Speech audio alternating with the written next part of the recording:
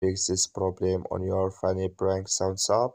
So all you have to do, so you just click here on settings here. So when you click here on settings, it's going to take you to next step. When you just click here on settings, it's going to take you to this list here. It's going to show for you like this. So then you go down, just keep going down, then you click here on apps, then come to apps list here, and there you're looking for funny prank sounds app, or just click on search, then here add funny prank sounds, just click on it.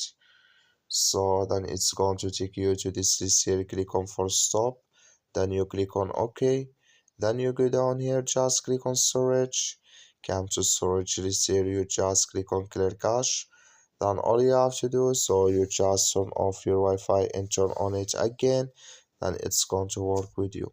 That's all you have to do. Thank you for watching. Don't forget to support us by like it.